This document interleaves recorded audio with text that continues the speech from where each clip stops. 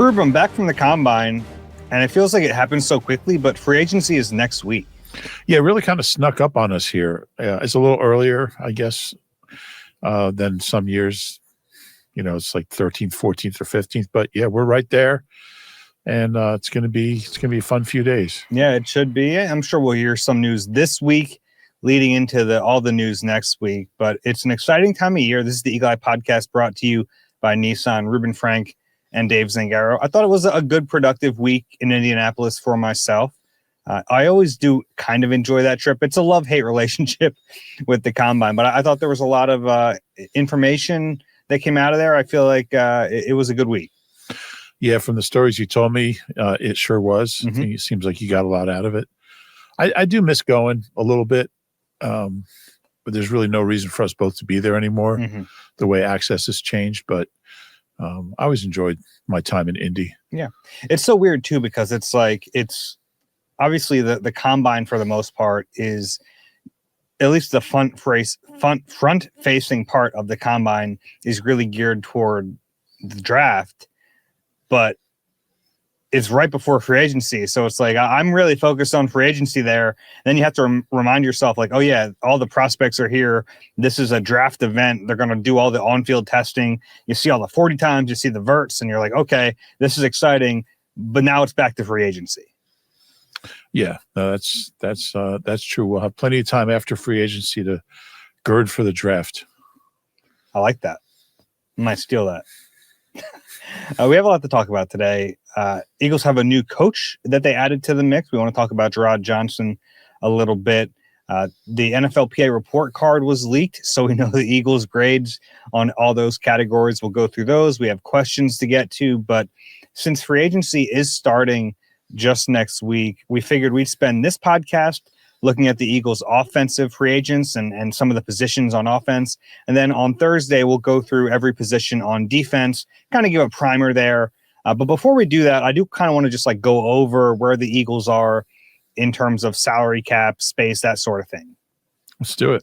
So the Eagles right now projected to have just over $12.6 million in cap space. Not a ton, but kind of what you'd expect.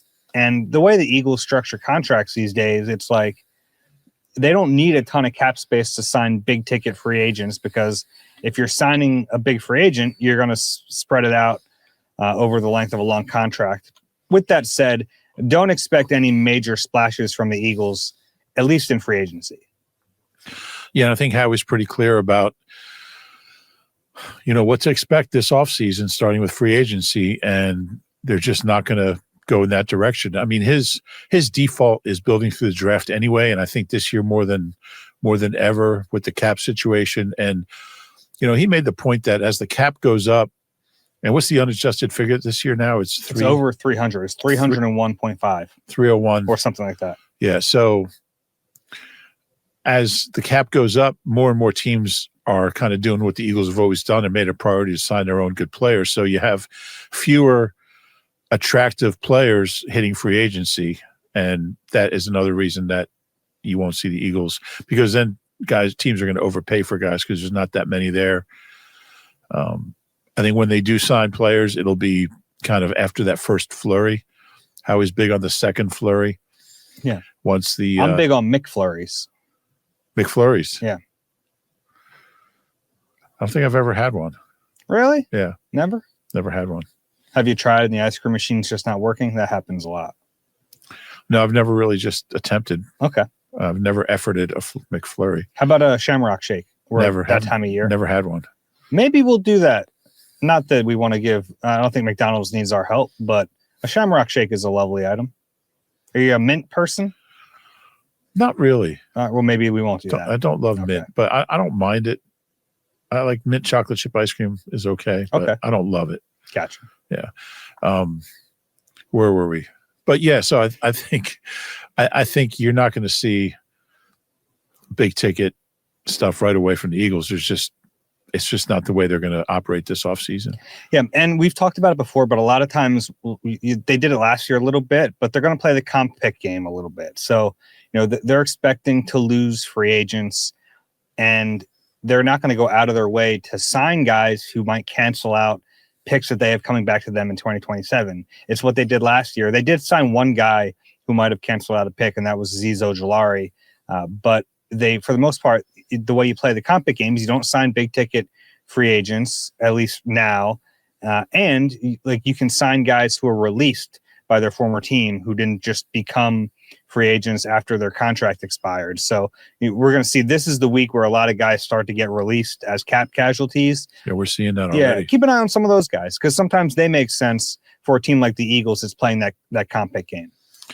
Yeah, it's all about draft picks for Howie, and he'll accumulate them any way he can. And comp pick game is a real good way to do it. Yeah. So the Eagles have about 12.65 million in cap space. They can create some more. The obvious way is Michael Carter. They got that contract from the Jets when they traded for him. He didn't even play much last year. They can save around 8.7 million by just cutting him. So I'd anticipate that's going to happen at some point here. It doesn't mean he won't be back, but that's the easy way to do that. If they want to restructure, I guess they could. You have to take just a massive pay cut. So I think releasing him makes sense. And then Jordan Davis is the other big one. He's on that 5th-year option, which is just that 5th-year option is just a giant chunk of cap space in this year. It's over $12.5 million. So, and that's all base salary. So if the Eagles were to get an extension reached with him, they could really cut that charge down. Yeah, that option, it's a lump sum. He, as soon as he signs, he gets it. And yeah, there's no complicated cap implications because it just counts as the amount that it is. Yeah, and it's very inflexible, which is not what Howie Roseman wants in his contract. So I think there's a chance they'll figure that out and minimize his cap charge. And we should also mention, as we're recording this, it is nice to cover the Eagles in this instance because it's today. By the end of this podcast, as we're recording it, it's almost going to be the deadline for the franchise tag, and the Eagles just don't use them. Yeah. And I mean, Howie wants to control how contracts are structured. And when you give those out, you're not doing that. Mm-hmm. It's the same with the 5th-year options. He wants to be the one deciding where everything goes, not some predetermined formula. Yeah. And the tag numbers are pretty outrageous for some positions. The Eagles haven't used it since 2012, and that was Deshaun Jackson. So it's been well over a decade now. This is a year where they're not going to use it. I wouldn't say never in the future. If there's ever a situation where there's a player they just can't afford to lose and the negotiations aren't going their way, maybe at some point they do. But yeah, they don't want to. And it always seems to generate hard feelings. Mm-hmm. Even though it's a lot of money. So I think in general, it's a good idea to use it as a last resort. Yeah. All right. Want to move on a little bit and go position by position? Yeah. I think that's the way to do it. So for every position on the team, I've associated a need value. So either low, medium, or high, and sometimes I have a variation of those. But we'll start with quarterback. Under contract, Jalen Hurts and Tanner McKee. Pending free agent is Sam Howell. I have this need level at low, and that's assuming that McKee is back. And if they trade McKee, obviously that need level rises. Right. I'm curious what they think of Sam Howell, if he would be an option for QB2. Yeah, like if they were to trade Tanner McKee. Right. Now, the thing that does hurt him is like there's just a new offense coming in. Like you could sell yourself on that idea more if it was, okay, he's already in the building, we like him, and he knows the offense.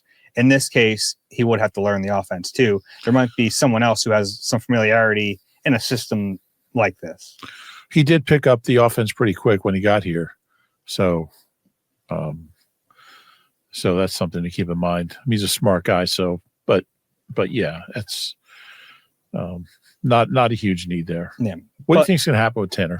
Yeah, I don't know. I think he's probably going to end up back here. I think the Eagles would like to trade him if they can get high enough value. Yeah, I do too, but I don't think they will. Yeah, it's tough to figure out exactly what other teams think of him. If you get a 3 for him, I think you trade him. Yeah. But if you trade Tanner McKee, you do need to figure out who your backup is going to be. They don't go into the season without someone they trust as a backup quarterback. It's too important of a position. The stakes are too high this season. So whether it's, I have, Kenny Pickett, Gardner Minshew, Joe Flacco, guys who have all been here are going to be available in free agency. I don't know if one of them is an option, but at least with one of those guys, you'd feel comfortable going into a season with. Out of those three, who would you want back the most? Gardner? I don't know. Honestly, I thought Joe Flacco played pretty well when he played last year. I know he's older, but for two teams, yeah, you'd have to pay him probably a little bit more than those guys. Yeah. Plus, his brother was a Coastal Athletic Conference javelin champion. Joe's brother, was a very good javelin thrower. Okay, that's another reason to bring it back. Yeah, I think so. I'd put that at the top of the list, more than his tape from last year. What's your gut on Tanner?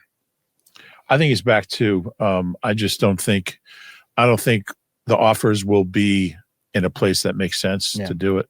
I mean, they're telling the Eagles are like shouting it from the rooftops, like, hey, give us an offer for this guy because he's entering the final year of his rookie contract. And they might get a comp pick back, next offseason for the following draft. But if you can get some value now, it does make sense. And for Tanner, like if he has a chance to go somewhere and compete for a job, I think he'd prefer that too.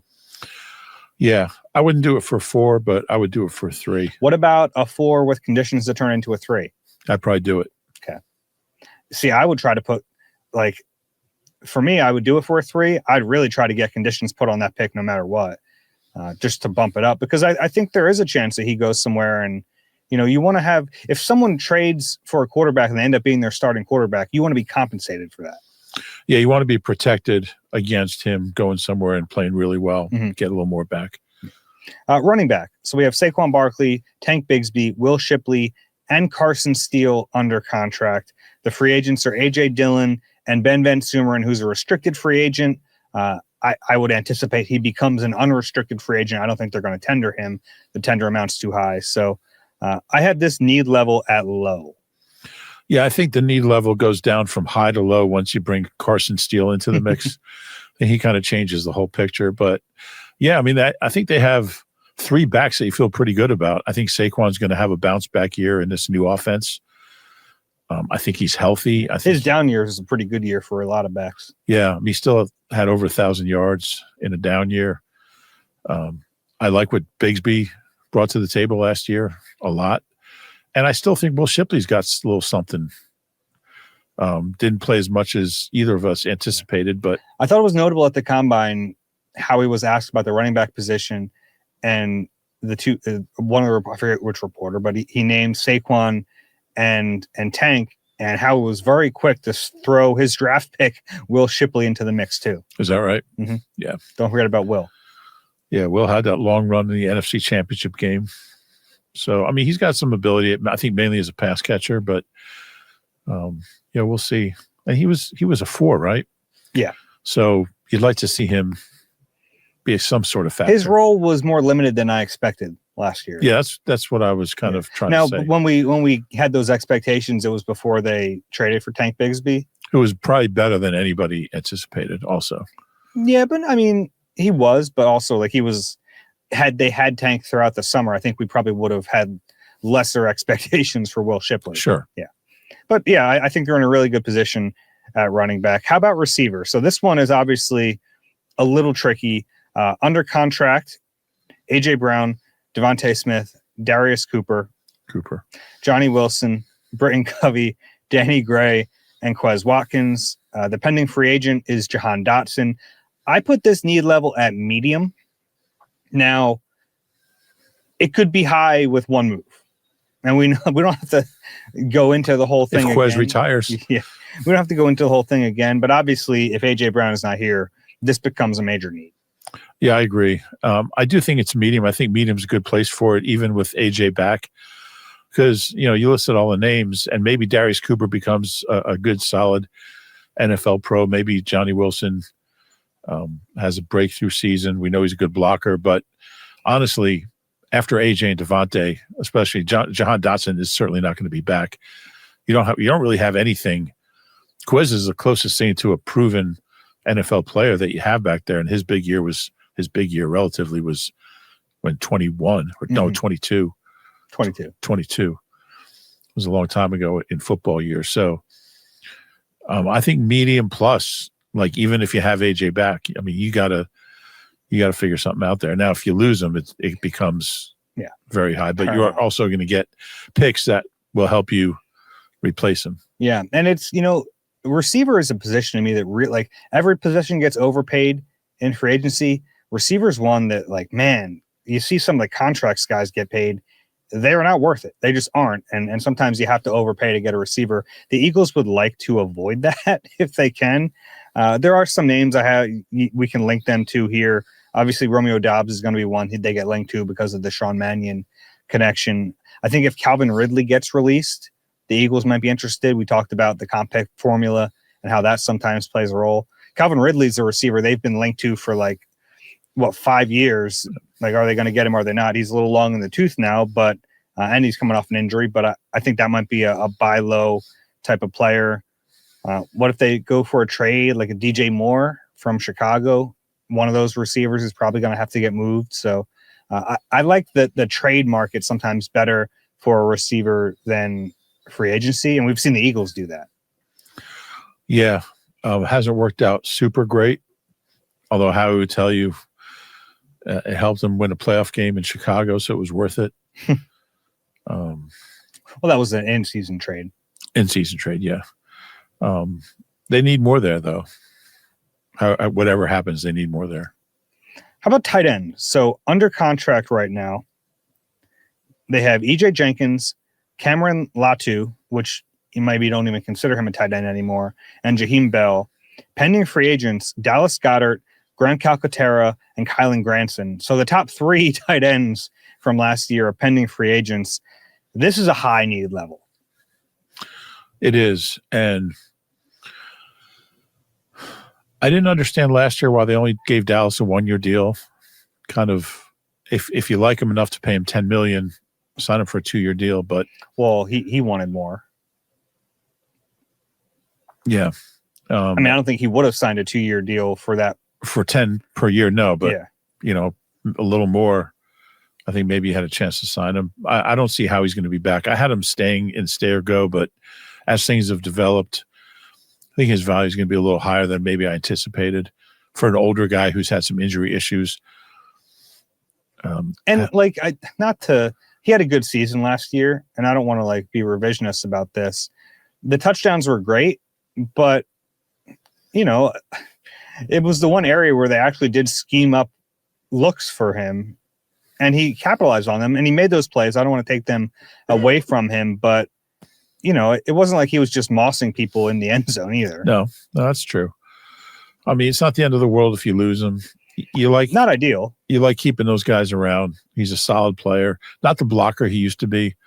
It could just be an aging. What is he, 31? Mm-hmm.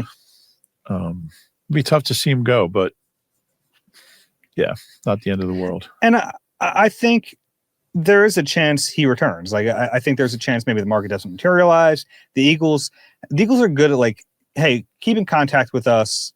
Let us have a chance to offer you something. I think they'll keep the lines of communication open. I kind of agree with you. I don't think he's going to be back. So then, all right, what are they going to do? David Njoku from Cleveland, I think, is one of the guys who makes sense. Huge dude, a little older. So, his best years might be behind him, but he makes a lot of sense. I think Isaiah Likely is probably going to get paid on the market, probably more than Dallas Goedert. So I don't know how realistic that is. But they had Charlie Kolar from Baltimore also makes some sense to me if you're looking for a blocking tight end, which they need more than one tight end. They have they have got nothing on the roster. Right? Cupboard is bare. Yeah. So you have a few of those guys. You have Chig Okonkwo, I think I'm pronouncing his name right, from Tennessee, is someone who probably hasn't been utilized as well as he should have been with the Titans, which they're kind of a mess. Didn't we have an Okonkwo here last year? You had an Okoronkwo. Same thing. Yeah, different. Really close. Different people. Different, not the same person. Different names, different people. Different position. Yeah, different position. So he's someone who will make sense. And then we'll see what happens in the draft. If I think the Eagles, ideally, this is probably one of those spots where you want to do both. Like, you want to sign somebody at least, so you don't feel the pull on you to overreach in the draft. And we've seen the Eagles do this with plenty of positions before. Yeah, and in my mock, I have Kenyon Sadiq from Oregon as the 23rd pick. He had a really good combine. He might have kind of combined his way out of 23. Possible. He could very well be gone. That doesn't mean Howie can't go up and get him.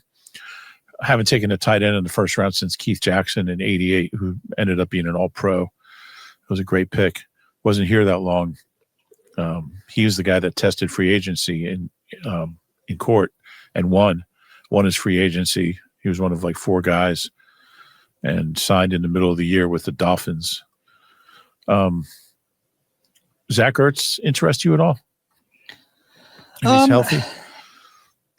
Like, that's not going to solve their problems. Right. If they want to bring in Zach Ertz, fine. It can't be just Zach Ertz. No. And I like... Well, like you said, it can't be just any one person. Sure. Unless it's Travis Kelce. I don't know. I don't know what he's got left, honestly, at a position that's like really important, especially in this offense. He's obviously not a great blocker. I don't know. I'm not opposed to it, but I don't like it. It can't be the answer. No, I would agree with that. I'd like to see it though. I mean, it would be fun from like a interpersonal standpoint. It'd be fun to watch him break the catch record. Which is he close to that? What is he away from that? 9? Like not 8 or 9 catches. 8 or 9 catches. So like all that stuff is cool. But Harold's going to be in Howie's office. Like, don't do it. Harold's going to be like, it doesn't make sense. He's not a good blocker. We need blockers in this offense. Look, like all that stuff is cool, but I don't know if it makes as much football sense. No, that's fair, but it would be fun. And then the other thing with Kenyon Sadiq, and I know we're talking about free agency, but you put him with the Eagles at 23, and I've seen some people say, like, no way he'll be there.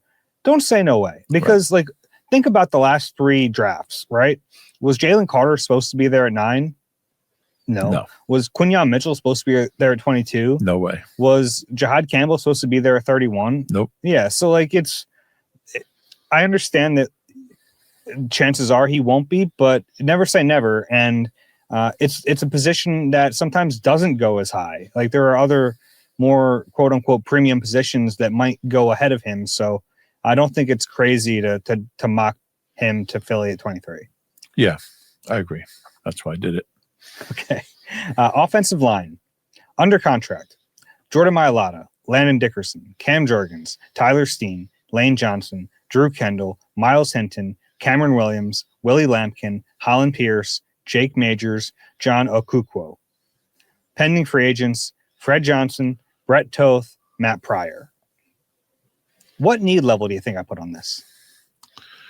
Either medium or high. I went medium high. Right in the middle of there. Because it's like you look at the names and you say, okay, all 5 starters are back. How could it be a high need level? But we know that 2 of those 5 thought about retiring. The other one went to Columbia to get stem cells, a stem cell treatment because he was so injured last year. And on top of that, their 2 top backups from last season are also free agents. So, I think that there is a real need at offensive line. Yeah, I would agree with that. And I mean, we've been talking about replacing Lane or finding the replacement for Lane, the eventual replacement for like 4 years now. I think it's kind of time to do it.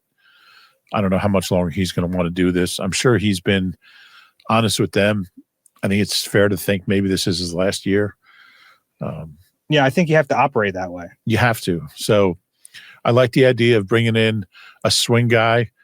Maybe he can compete with Tyler Steen for right guard and kind of prepare under Lane for taking over one day. I think there's some good options who would be available at the end of the first round as far as O-tackles. I think it's important to maybe bring back Brett Toth.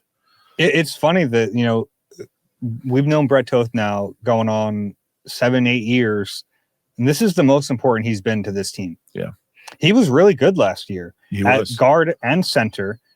We talked that he might have been a better option in some of those games at guard or center than Landon Dickerson or Cam Jurgens.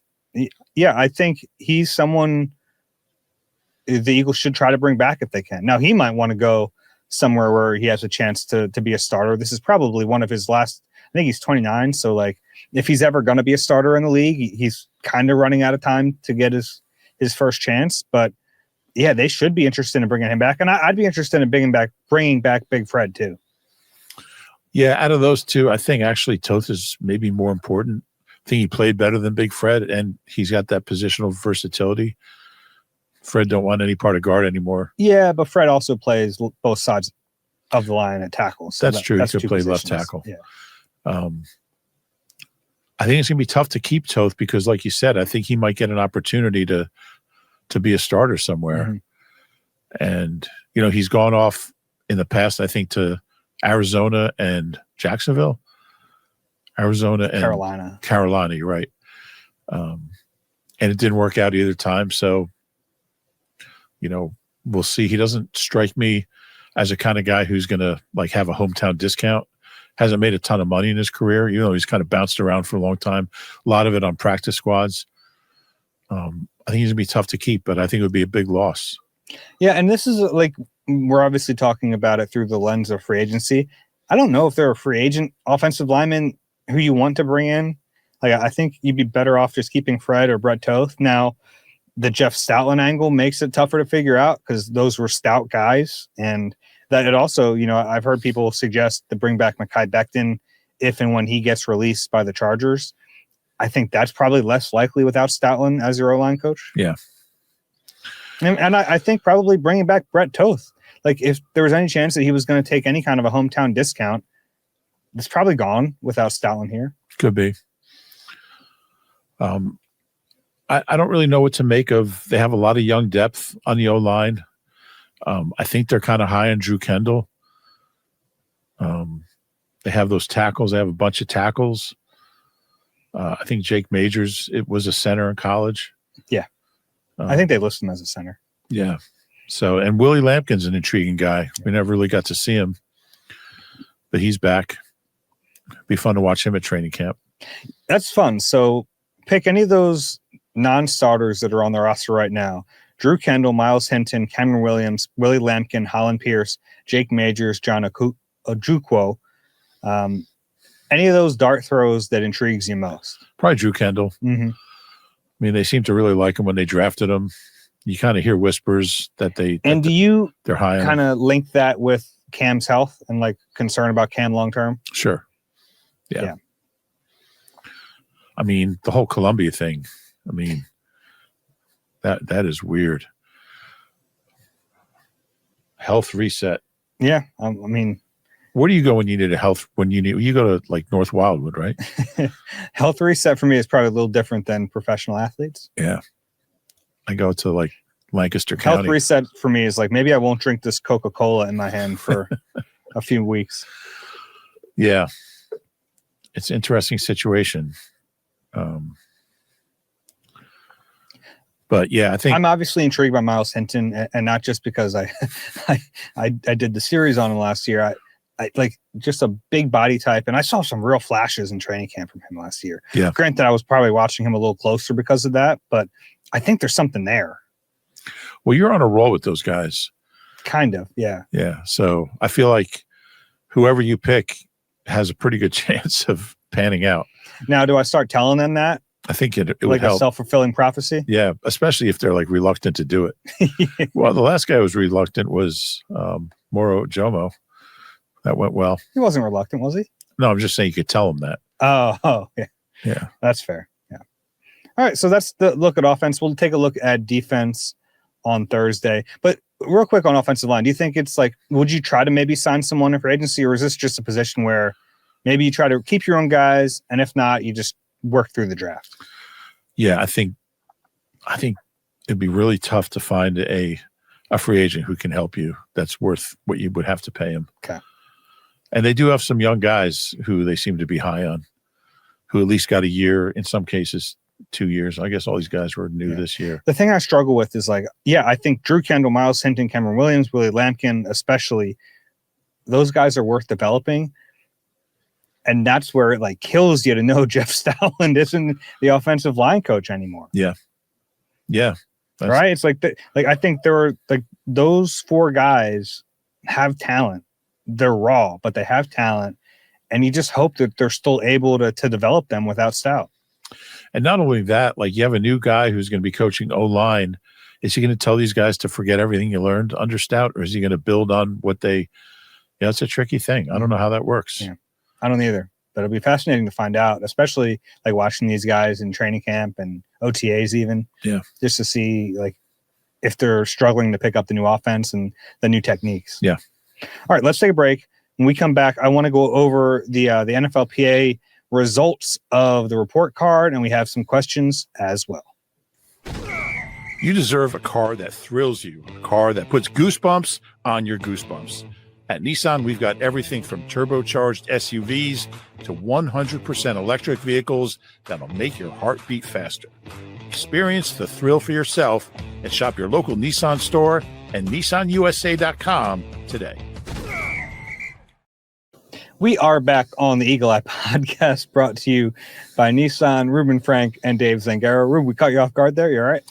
Yeah, I just got an important text. I was just trying to read it during the break. Oh, I'm sorry. That break went quicker than you thought. It did go very fast. Okay. We are back. We want to get to the results of the NFLPA report card in a moment. But Gerard Johnson, we found out Gerard Johnson is joining the Eagles coaching staff, a guy they interviewed for that offensive coordinator job twice this year, also interviewed him in 2024. Johnson and the Texans parted ways pretty late in this offseason, and now he's coming to Philly in a role that's, I guess, to be determined. Yeah, they have a passing game coordinator. They have a quarterback's coach. His background as a quarterback. He was actually in training camp with the Eagles. Dream team. In 2011. That's right. He was part of the dream team. He was one of the lesser dreamy parts of that. So he was up at Lehigh just until the middle of camp. I think they released him on August 12th or something. I don't remember him, but he was here. Can't wait to ask him about that experience. But yeah, I don't know what his role will be. We don't know, but it's another. It's very funny that you think you're going to get a chance to talk to Gerard Johnson. That's fair. We might never talk to Sean Mannion. Yeah, that's a really good point. So it's a lot of coaches. It's a lot of new voices for Jalen. And that's a little bit of a concern for me. Yeah, so we were thinking about this. We talked about it off camera a little bit, but it's a lot, right? And I think it can be a good thing. And I think the Eagles are going to look at this like, hey, we gave second interviews to 7 guys.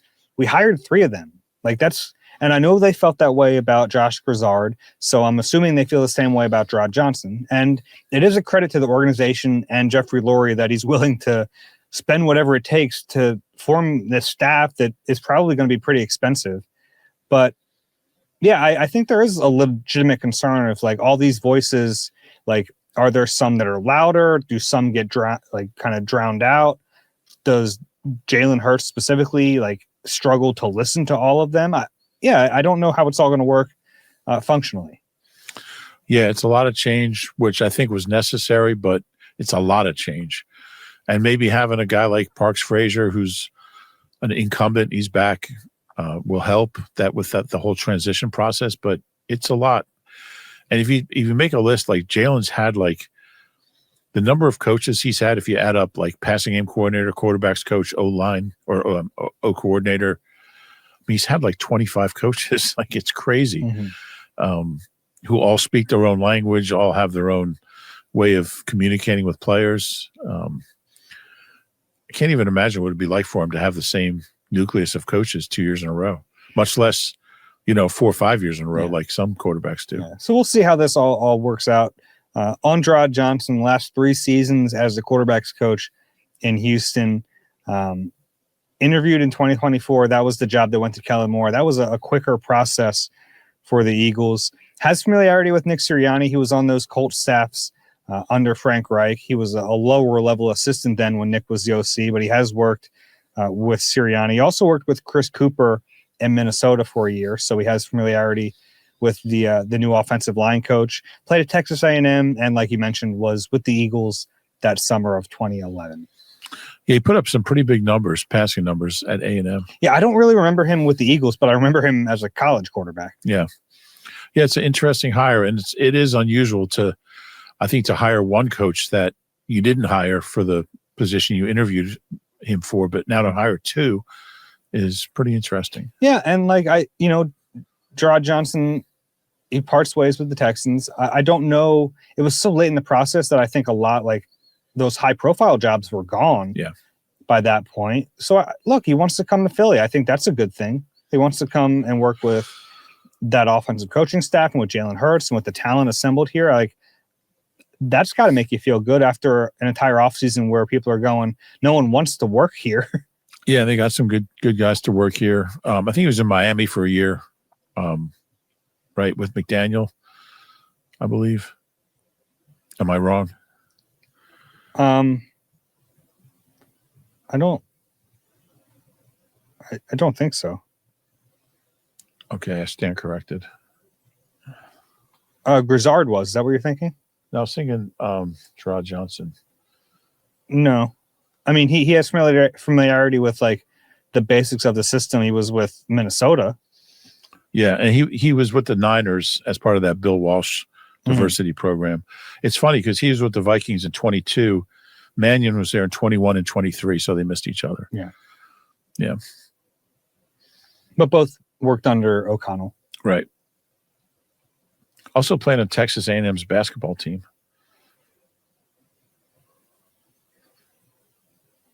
For Billy Gillespie. Oh, yeah. Okay. Who's now at Tarleton State, which is the alma mater of Darius Cooper.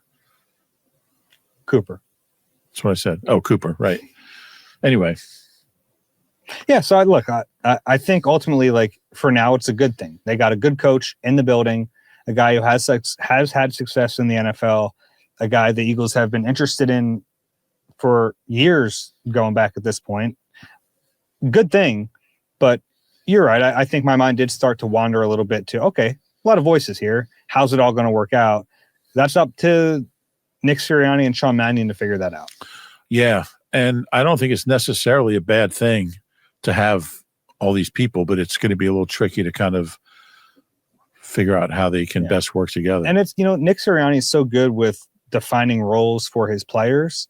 This might be a case where he needs to really define roles for the coaching staff. Because if not, I don't think you want, guys kind of fighting for territory when it comes to coaching assignments. I think it has to be clearly defined. So I think it's going to be up to Nick and Sean Mannion to really figure that out. And maybe it's special projects. Maybe it's like, hey, guess what, Gerard Johnson, you're going to be helping the defense a little bit, scouting wise. Like, I think there's a way to make this work where it's not overlapping too much. Yeah, they're going to have to figure that out. But I also think in the big picture, what they've done with the offensive staff is a positive because they really had to tear it down and build it back up, and they've done that. Totally agree. You want to get to the NFLPA report card? Yeah. Thank God the NFL went to court to make sure that the NFLPA can no longer release these results. Oh, well, they got leaked. Good job by ESPN's Kalen Kaler for getting all these and reporting them all. The Eagles did okay in some areas, not so great in other areas. Overall, they finished 20th of 32 teams after they were 22nd in 2024. So they moved up a couple of spots. Want to just go through the categories, then we'll kind of break down what we think it means? Yeah. I'll just go through every category. Treatment of families, C+. Home game field. C minus, I believe. Treatment of families. Oh, I'm looking at it's 25. It's the 25 report, right? Yeah. Treatment of families is C minus. Okay, why don't you read them all then? Well, that's what I'm on the NFLPA site, and they have a C minus for treatment of families. Remember, the NFLPA did not release them. Well, this is what's on their site. Yeah, that's for the previous year. It says 25, but Yeah, they came out in 2025.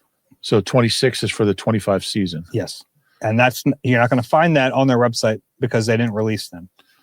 Okay. All right. So treatment family C+. Home game field A. Food and dining area, we know from experience that's an A. Not that we're allowed there anymore. Nutritionist, dietitian B+. This is a little surprising. Locker room D. What do you think that means? We'll go through them and then we'll. Well, I think we can stop and talk about what a certain. I mean, that's like one of the lowest scores they got was the locker room. Training room B-, training staff A, weight room A-, strength coaches A-, position coaches A-, offensive coordinator C+, defensive coordinator A+, special teams coordinator A, team travel F, head coach A, GM B. That's got to piss Howie off. Team ownership B, which is surprising. They have the best owner in football, overall ranked 20th. Yeah. So, yeah, let's go back. We'll talk about the bad stuff first. Locker room D, I think this is an old facility. It's an old facility that they don't have a lot of space, and I think they're limited with what they can do with it. Yeah, and you see like a lot of new players or practice squad guys have like those temporary lockers in the middle of the room. They can't love that. It's kind of and yeah, I mean the Jefferson is antiquated. It's been 25 years. They haven't really renovated it. And I think they're just like limited with space. There's not much they can do. EJ Smith from PHLY reported that they're going to start taking over some of the sections of that building that previously weren't there. So maybe that'll help, but I don't know how that's going to help with the locker room. Yeah. I think it's pretty like the locker room is where it is and it's kind of small. I do like to think about, you remember how Doc had 2 lockers in the locker room? He had one for Dawkins and one for Weapon X. Yeah. I laugh about that now thinking about a 90-man roster. Like imagine if you have like you're sharing like a pop-up locker in the middle of the room and Dawkins has 2 in the corner. Doc is allowed to do whatever he wanted. I know, but it's just very funny to think about. So locker room D. I remember like whenever a new safety comes in, it was like a fun thing with Kevin Byard telling him he was in Doc's locker. I remember telling him like, you're in Doc's locker, but that was Weapon X's locker next to you. Team travel F. Yeah, this is, and we've heard this before, it was a bad grade last year. It's about first class seats. And this is more of a product like the Eagles charter their plane. They don't own a plane, so they're kind of limited with how they do it. Right. But this is something that's been pretty consistent. Like they get bad grades on the report card for team travel. It's about first class seats. It's about those like lay flat seats they don't have. And sometimes it's like, the players don't have the first class seats. The coaches do. I think they're going to be limited with this, unless they buy a plane. Why don't they buy a plane? Jeff mean, Fleury's got some money. Planes are expensive. Are they? My understanding, yes. Jets are expensive. Also, I mean, when you play here, you're busing to East Rutherford. You're busing to Washington. They can't love that. I guess they train to Washington sometimes. Yeah, I mean, I think players are probably understanding of that. Yeah. I think they don't let them keep their American Airlines points. So I'd be upset about that. That could play into that grade. If you ever want to get a sports writer talking, start talking about American Airline points or United or whatever, and then hit the Marriott points. That'll get us going for a while. My first day on the beat, Billy Ordine from the Inquirer pulled me aside and said, "Rube, do you have a Marriott account?" I'm like, "No." He's like, "That's your first priority." He's like, forget what you're writing. Forget that Mike Reichenbach interview. Sign up for Marriott points. What else surprises you on here? Well, before we get to the good stuff, the offensive coordinator getting a C+, it's not surprising. We know Kevin Patullo wasn't very good. I thought the players did a pretty good job hiding it all year. They were clearly frustrated by what he was doing. Sure. But this is the answer to that, right? A C+ is pretty bad when we're talking about coaches, especially because I think people like Kevin. Yeah. I think he's a nice guy that people genuinely like. For him to get a C+ tells you how bad things were. Yeah, honestly, I was surprised it was that high. And I think that's because they like him. Yeah, probably. And that doesn't not matter, but he was in over his head. Yeah. I mean, Nick getting an A says a lot. It does. It just does. And it's like how he went to bat for him before the combine, talking about all the things that he does that don't show up. Like, this is kind of proof of that. Like, it matters that the head coach is liked and respected by the players. It just does. It matters. It does. And that's a reflection of he's a player's coach in that he really does connect with them. He knows all the players' kids' names and their wives' names. If they have one wife, their wife's name. He really does take an interest, and I think it's genuine, and I think they appreciate that. Yeah. So good marks for him. Vic got an A+, which is not surprising. And like the behind the scenes people get good grades. Like that stuff is kind of a hallmark of a good organization. The wait staff, training staff, food, dietitian, like all that stuff matters too when you're talking about just like the level of enjoyment from a team. Yeah. Playing for a team. Yeah, that's all stuff that we don't see. We're not allowed in the strength. I mean, we walk by the weight room on the way to the locker room. It's pretty amazing in there, but we're not allowed in there. We don't see the strength coaches at work really, except at training camp during practice or something.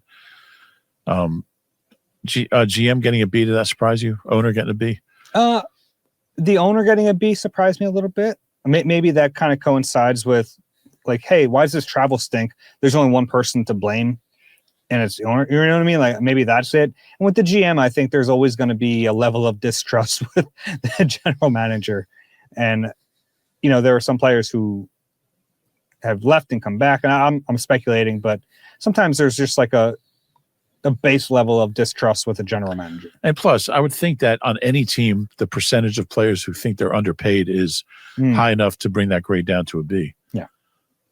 But look, I'm glad that these got out. I hope they get out every year because I think they're valuable.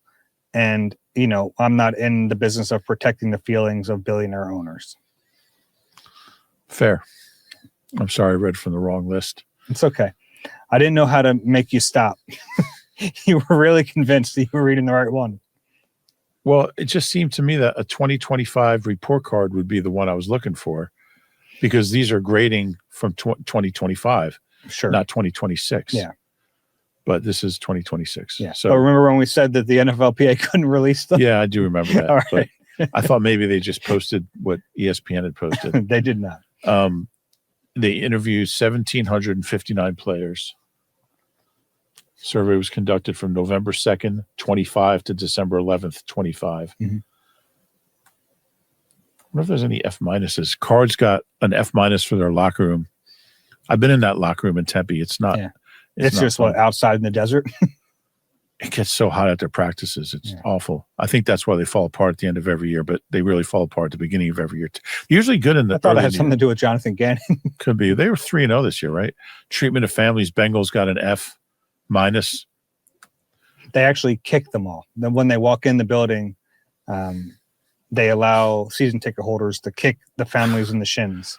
This is good to know. The Giants home game field got an F minus. Fair. So did the Jets field. So did the Steelers field. Steelers locker room got an F minus. Bucks home game field got an F minus. Titans home game field. Those are the F minuses. A lot of fields. When you were in school, did they give F minuses? I think our lowest was an F. I don't think you get an F minus. The link got an A. No, but I got in when I was in college in a journalism class. We had a map quiz on the Middle East, and I got an F minus, minus, minus, minus. And you didn't get anything right? I got the whole thing wrong. And I had a hunch he was going to give us the same quiz the next day. Mm-hmm. So I just studied a map for hours, and I got it like an A+ the next day. I'm pretty good at geography. Yeah, I like geography. You feel like you're good at it now? Yeah. Okay. Ever since then, that kind of, I like geography. That's fun thing, like plate tectonics and all that. Oh, I just mean like maps. I'm into maps. Yeah. I still collect maps now. I love an old map. I love a map. I like an old map. Yeah. There used to be a map store up in Doylestown, Hackstrom Map Store. It's now like a spa. I was crushed when it closed. But I love the idea that most people are talking about app stores and you're talking about map Store. Yeah. I remember I took my dad up there. My dad was like, he translated it like English into German and stuff. He was big into, like, he visited Germany a lot. He had a lot of friends from Germany. So he walked. Oh, that reminds me of something. I'll let you finish. Yeah. He walked in and like, he had like some ridiculously obscure request about a certain like mountain range in Germany, thinking he was going to, and the guy's like, well, we have 3 of them. My dad was so impressed. That is cool. Yeah. It's a great map. That reminded me, Germany, Munich, Madrid. No Madrid game for the Eagles. That's the Falcons. They don't have them on the schedule. So we're down to 3 possible international destinations for the Eagles: London, Mexico City, or Rio de Janeiro. I would think Rio, not very likely. The Eagles were just in Brazil a couple years ago. I have a hard time believing the Eagles would play the Cowboys in Rio. That'd be a tough game to lose in the States. So I think that's probably out. So it comes down to London or Mexico City. London is the Jaguars host 2 games there.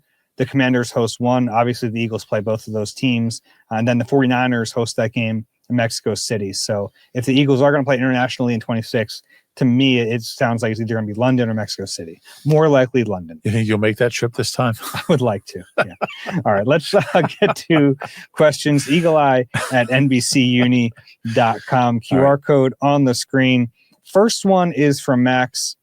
Hey guys, a longtime listener from the UK here. Makes for a great commute listen. My question, this is funny that we're going to the UK right now. My question, I guess, is twofold. Am I wrong in assuming that Dallas Goedert will be the main focus of free agency this year? Injuries and familiarity here may warrant a hometown discount. Furthermore, my hot take, if you will, is that this re-signing will actually improve the odds of us drafting / moving up for Kenyon Sadiq out of Oregon. Howie traditionally doesn't draft based solely off of need. And I think drafting someone like Sadiq to learn behind Goddard for a year would be beneficial to his career. That being said, I do think there's a possibility that Goddard wouldn't appreciate being brought back for less money only for us to draft his successor anyway. Thoughts? Yeah, I don't think bringing back Dallas for 1 more year would necessarily preclude drafting anyone. Just like Lane coming back shouldn't affect your O-line draft. I think I just think Dallas, maybe teams are going to see his value a little higher than I initially anticipated. He hasn't seen free agency yet. Yeah. Like, this is a chance for him. And I think he's going to take that chance. He deserves to take that chance. Yeah. Next one is from Kevin. Dear Dave and Rube, love the pod and appreciate all the work that goes into your writing. On the 217 episode, you talked about how the Eagles will transition from pay offense / draft defense to the inverse, and you both agreed that their 2026 draft class will probably skew more offensive. I wouldn't be so sure about that. While Howie always plans for the future, the team is in a win-now mode. Things could change, but it looks like Lane and AJ will be back, which means their one gap in the offensive starting lineup is tight end. On defense, however, they've got 3 vacant spots: edge, corner, and safety. So how much is Howie going to prioritize this year over future seasons? For example, first round, Howie can take a stud OT, but he'll sit behind Lane for a year, or a cornerback who would be a day 1 starter opposite Quinyon. I wonder what he'd do. I believe the Birds will eventually flip to an inexpensive offense, but not this year. Fair points there. Yeah, there are definitely going to be more spots up for grabs on defense than offense. And I'll take it a step further in that. Farther was correct. No, further. Further is correct. Further's correct. That's why I corrected myself. My bad. In that there are more rotational positions on defense. Right. So, like, if you drafted an edge player, he has a chance to play as a rookie, even if he's not a starter. Whereas, offense, you don't really have that as much. So I get this. I think that in overall, like, number wise, it might be equal, but I do think they're going to prioritize drafting O-line and tight end specifically. Yeah, I would agree with that. I think you have to. Mm-hmm. Yeah. O-line to me at the top of the list. Like, I think that is a position where you need to figure it out long term. It's not enough to plug guys in. And like, I think there's something to be said about using a high pick. And when you use a high pick on a player, you want to feel reasonably confident that if it works out, you will be able to sign that player long term. And I think that's more likely on offense right now because it's about the flip. I think all that's true about tight end as well. Sure. I mean, it's been such an important position to this team for 20 years. I mean, Selleck was what, 2007 was he drafted? Yeah, good call. And then Ertz was 13. So then they overlapped for a couple of years, and then Goddard and Ertz overlapped for 2.5 years, I guess. Probably longer than either of them would have liked. What year was he traded? Middle of 2021? 21. So because he was here under Nick. 3.5 years. They were here together. Yeah, I remember. I'm not going to get into that, but yeah, they're two pretty important positions for this team. Next one is from Bruno. Hey, David and Rube, big fan of the show. I wanted to ask you guys what you think happens to the Eagles offense if A.J. Brown gets traded. Smitty is great, but asking him to be the wide receiver 1 on a contending team is a completely different role. And the Eagles outside of Smitty simply cannot draft receivers. Before him, it was bust after bust after bust, and after him has been more of the same. There is nobody on this roster that anyone could comfortably say can replace AJ and keep or elevate the production. So what do? How do they keep the offense at an elite level without their best player? Would love to hear your take. Thanks for everything you do. I'll start by saying the offense was clearly not at an elite level last year, so it makes it even tougher in a way. Yeah, and who are all those busts? I mean, Chip drafted Nelly. Rager was a bust, but they haven't drafted J-Jaw in the second round. But I mean, that's kind of a while ago. Like, they haven't drafted a receiver in the first 2 days since Devontae, right? It's just the 2 late round guys in 2024. Anais Smith and Johnny Wilson. Right. So, yeah, I think Howie in general has become, and even like the Quez Watkins pick in 2021 was a good pick. 6th round. You got a guy who contributed in a big way that 1 year. I mean, was that 2020 or 20? That was 2020. Sorry. Excuse me. My apologies to the Southern Mississippi crowd. And J-John now is 7 years ago. And he was a 2. That was a terrible pick. But then Rager was 20. But I feel a lot better about how he's drafting since then. And I feel pretty confident that if he took a receiver in the first couple days, it would turn out okay. I think his draft record since 18, and I know those 2 receivers are since 18, but I mean, he hasn't really had a bust. Who's the last bust he had? Like, it's probably Rager, right? And that was 6 years ago. Bust in general? Yeah, like I wouldn't call Sidney Brown a bust. He was a 3rd round pick. You like to Dillard. Yeah. Dillard was 2019. Yeah. Oh, you just mean since then? Yeah. Since Rager in 20? Yeah, I guess not. So I was just thinking about like recent. I mean, it was a pretty bad stretch there. I don't know if you consider Derek Barnett a bust. I wouldn't. He wasn't very good. He was functional. Marcus Smith, bust. Danny Watkins, Fireman Danny, bust.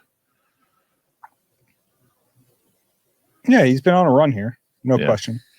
But I'd like to Jerome McDougal, that didn't work out. To Bruno's point, like, I agree. Like, if they trade AJ Brown and what they have is what they have, like, that's not good enough. Right. Yeah, I think we all agree on that. Yeah, they would need more. But I will say that, like, the part about Devontae's gonna be fine. Yeah. And this is like the sentiment inside the building, outside the building. And I think a lot of the sentiment inside the building is maybe prepping for when he is the one, but they think he can handle that. I think he can handle that. No question in my mind. I think he's been underutilized since he's been here. I think he's an excellent player. And if you were to design an offense around him, he'd put up big, big numbers. Yeah, to me, if he's WR1, he's a 14 to 1,500 yard receiver. Mm-hmm. I think he's that good. Which is like kind of crazy to say because the Eagles have had 2 of those guys in their history, but I think he's that good. Yeah. All right. That's fun. If you have a question for us, eagle-eye@NBCUni.com. If you enjoy the Eagle Eye podcast, please do us a favor, rate and subscribe wherever you get your pods. If you're watching on YouTube, click the like button and subscribe there as well. Rube, anything else on your mind? No, I'm excited for baseball season. I am too. Been watching some day baseball exhibition games, Grapefruit League. Big World Baseball Classic guy. Well, it didn't start yet. Yeah, I know. Starts tomorrow, I think. Yeah. But yeah, I'll probably check some of that out. Okay. Yeah. I saw that American lineup. Whew. Pretty good. I saw the middle of that lineup is Bryce Harper, Aaron Judge, Kyle Schwarber. They'll hit some dingers. Yeah, I think so. It'll be fun to watch. Yeah. All right, that's all for Eagle Eye, presented by Nissan. Reuben Frank, Dave Zangaro. We'll talk to you soon.